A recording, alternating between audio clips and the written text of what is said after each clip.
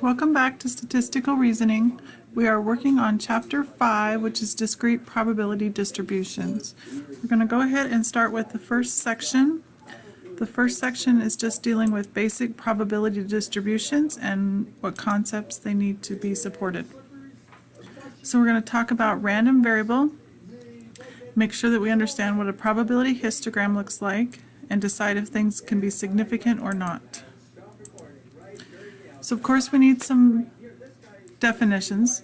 So with a random variable is a variable that has a single numerical value determined by chance.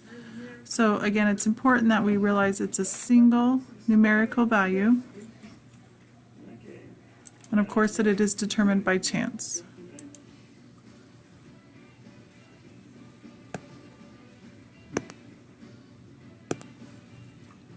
A probability distribution is a description that gives the probability for each of those variables.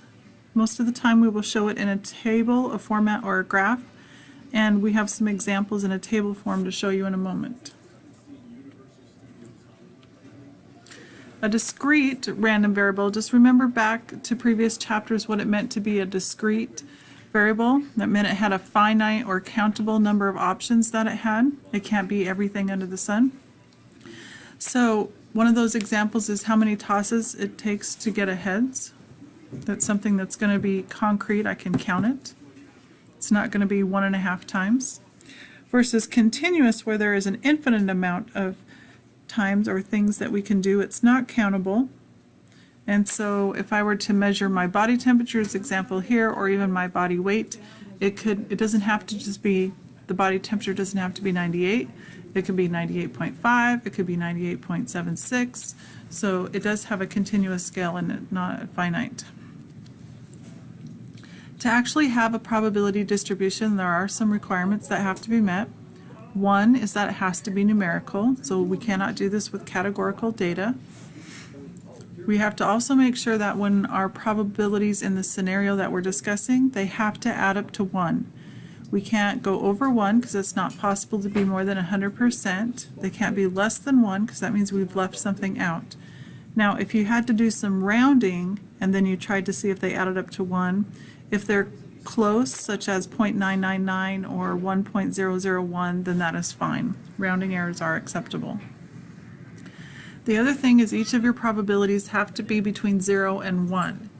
Just like the total can't add up to over 100%, neither can any one item. And it can't be less than 0 because you can't be less than, there's no way it could happen.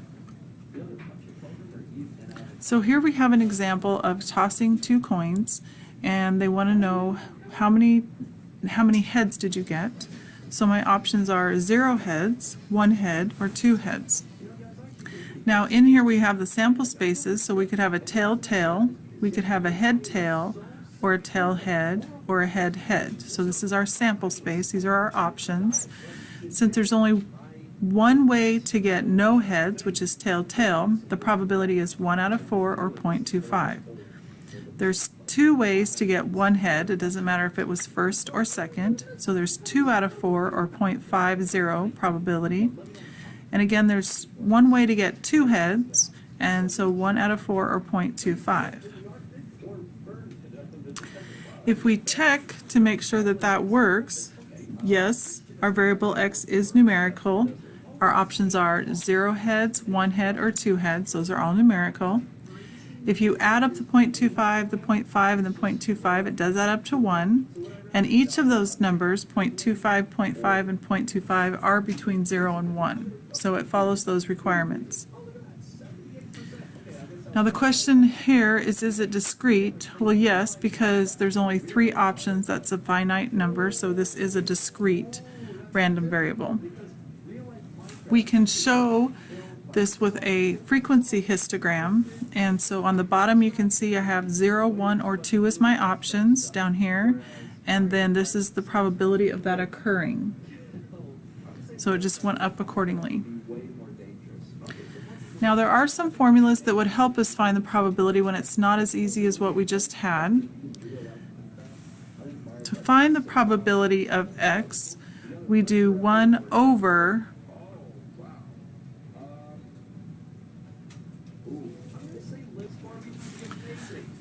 2 times 2 minus x to the factorial x factorial. So x is our options, and in this case it's 0, 1, or 2. And so you get the exact same answers as we've gotten by looking at this. When you plug in 0, we got a probability of 0.25, which we did. If you plug in 1, you get a probability of 0.5, and if you plug in 2, you get a probability of 0.25. With the formula and without, you get the exact same answers.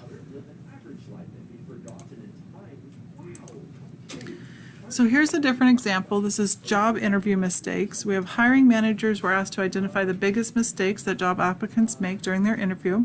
We want to see, does this describe a probability distribution?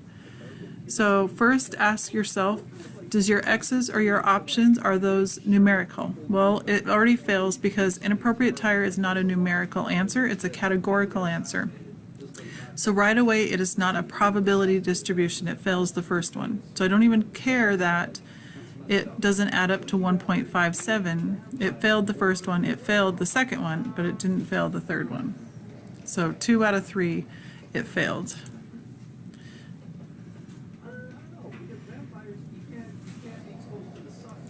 So we can do a probability distribution with a population. We will look for things such as the mean, the standard deviation, and the variance. If we do it for the population, we're describing parameters instead of statistics. Remember, statistics are for a sample, not a population. For those, we need to have formulas. So to find the mean, we have the formula of doing the sum. That's what this sigma is. So this is sigma. It means sum. Take the sum after you have taken each of the x's times their probability. Once you've found those, then add them up and that'll be your mean. To do your variance, you take your individual minus your mean, then you'll take that number and square it, multiply it by its probability, get all of those, and then add them, and that would be finding the variance. Another option, instead of doing this individually, so this one's easier to do by hand, is to take each number and square it, times it then by the probability, and then once you've summed them, subtract the mean squared. So 2 options to give us the same thing. If we're looking for the standard deviation of a distribution, the standard deviation is the square root, same as when we do it by hand. We're still summing. This is all that we talked about. Remember that standard deviation is simply the square root of the variance. So this formula that we're given right here, it is exactly what we were just talking about in the screen before. This is the variance formula. So to do standard deviation, all we did was square root it. Expected value. The expected value helps us know if we have a scenario, what would we expect to happen or to occur. So the expected value is going to be the mean, and we've already talked about how to find the mean, so we're going to find the mean, and that will be our expected value. So here we go back to the scenario of having 3 options, no heads, 1 head, or 2 heads, and their appropriate probabilities. And we want to find the mean, the variance, and the standard deviation for those. So here's a table that I'm not having you fill out. I just went ahead and gave it to you, so you don't have to do this by hand. So each one of the options is here on the left. Each of their probabilities, this is the chart right here that we already had. So first thing we're going to do is multiply 0 times 0.25, 1 times 0.5, and 2 times 0.25. That gives us this answer.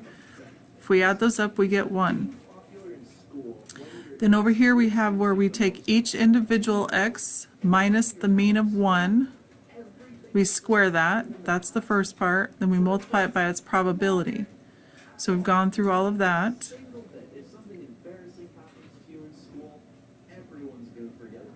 Okay. So we know the mean. The mean is 1. We know the variance is 0.5.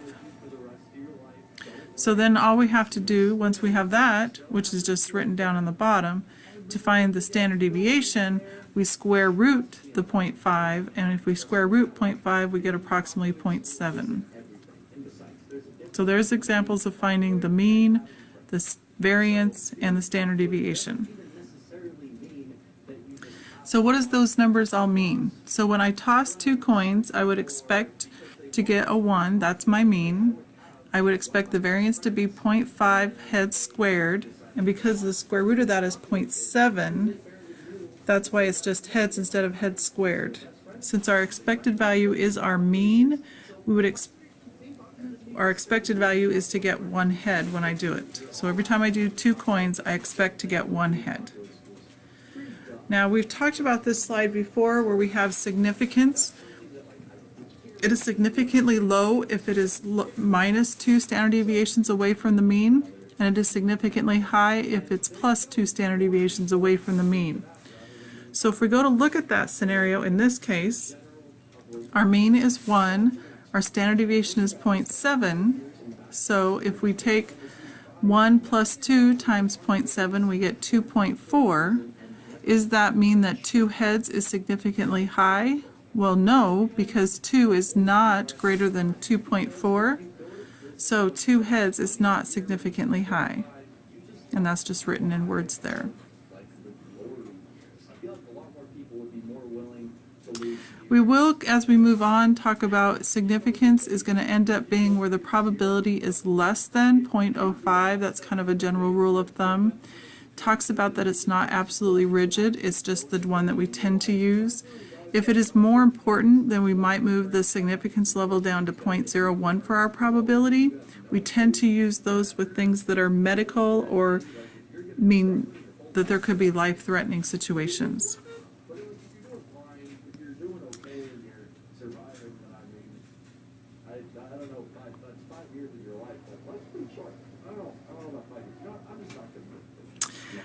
So we've covered everything. I want you to go ahead and skip these ones with the be a better. We're not going to cover those, so if you would stop the video now. I haven't given you any of the questions that refer to that. Make sure you practice doing mean, standard deviation, and variance by hand and can answer the questions. If you have any other questions as you're going through the assignment, please let me know. Have a good day.